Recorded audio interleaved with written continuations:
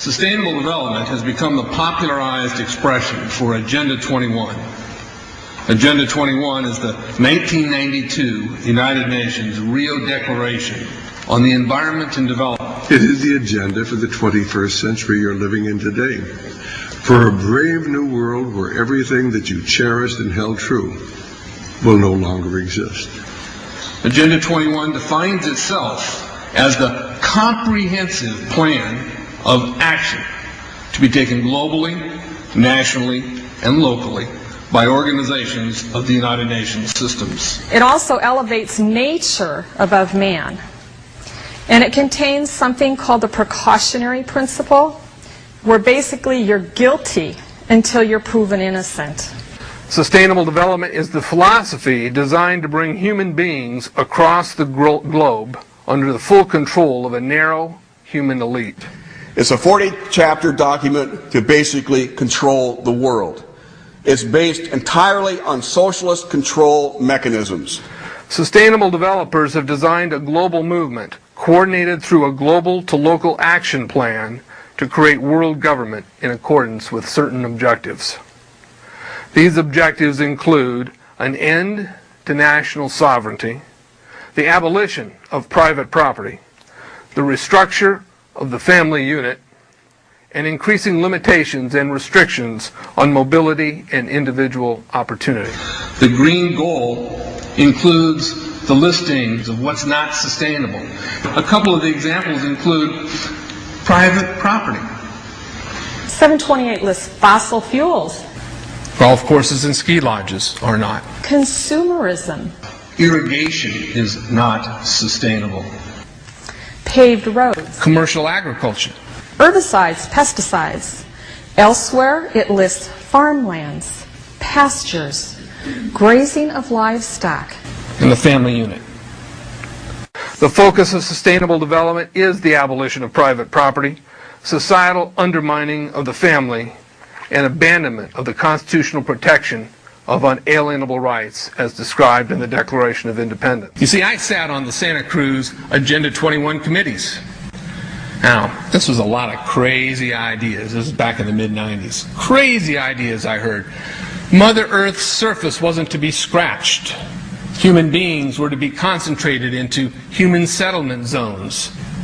Educational systems were to focus on the environment as the central organizing principle. All aspects of life were covered. Well, I went to these committees at the request of some people who told me that I needed to understand what was going on, and I came back and I said, this is craziness. This is so silly. It has no chance of having any effect on our society. Well, I was wrong. The United States government's support for sustainable development, Agenda 21, is very clear. In 1992, while the Rio Conference was going on, George Bush, then president, was there where he executed the Agenda 21 protocols on behalf of the United States and brought it back to Washington, D.C. Within a year, Bill Clinton, by executive order, no congressional review, established the President's Council for Sustainable Development. In Santa Cruz, we've got a 2-lane freeway system. We need 4, but what we're getting is hundreds of millions of dollars of federal money to take a dilapidated rail line that Southern Pacific wants to put in the hands of somebody else so that a commuter line can be built along the railroad track. That'll be followed by 14-story buildings where people will live and stack them and pack them units, where developers or so-called sustainable developers will build these high rises with federal dollars. In fact, Santa Cruz has received a $300 million federal grant to build the first 3,000 of these stack them and pack them units. The County Board of Supervisors has said, if you are a sustainable developer, you're immune from any construction defect liability. It's a partnership between selected developers building this new world order and the government using the American taxpayer dollars in order to do it. This is a map of the Wildlands Project. To explain the map, the red are areas that are to be off limits to human beings.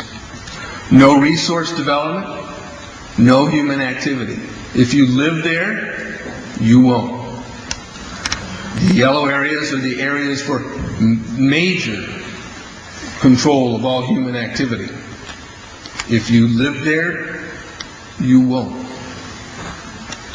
The black areas, the black dots, are the smart growth zones. That's where human beings are to be stacked and packed in small living units along rail tracks.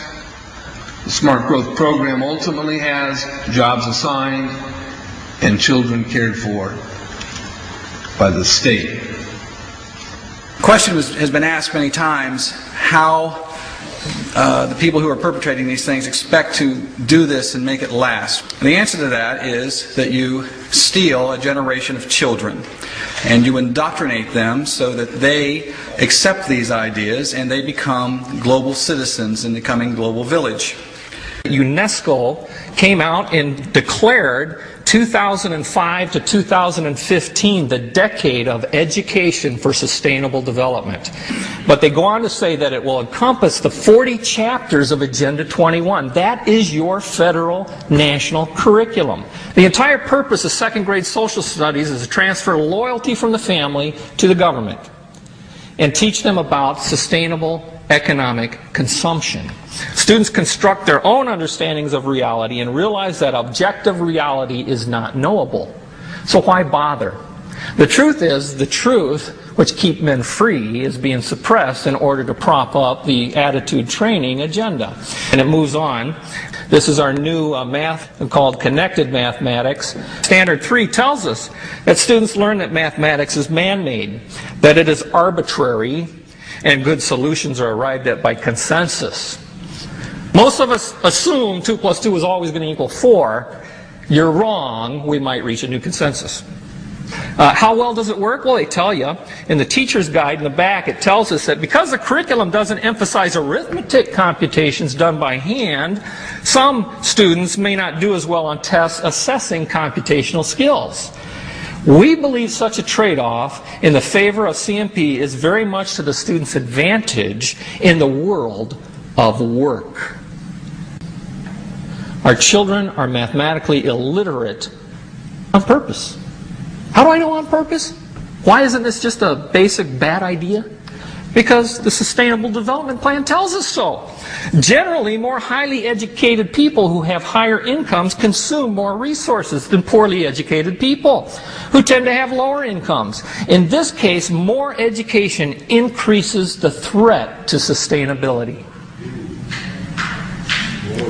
Charlotte Iserby, I owe you an apology. I did not believe for the longest time it was a deliberate dumbing down. I thought the dumbing down was a natural consequence of a bad idea. Folks, it's deliberate. It's deliberate. The sustainable globalist goal is the orchestration of a planned fall of American principles, values, and lifestyles. The effect on the average American will be devastating. With modernizing technology, the ordinary person will live without independence, privacy, or substantive rights. Another press conference that I attended was the ICLEI group, the International Committee for Local Environmental Initiatives. It helps in the implementation of Agenda 21 in all of our local communities.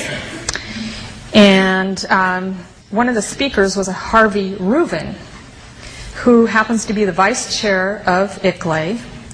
And I asked him about the correlative rights that Americans derive from the United States Constitution and the Bill of Rights. And that, of course, is your individual liberties, your private property, your freedom of speech. I asked about it clashing with Agenda 21. And you know what his response was? Individual rights must take a back seat to the collective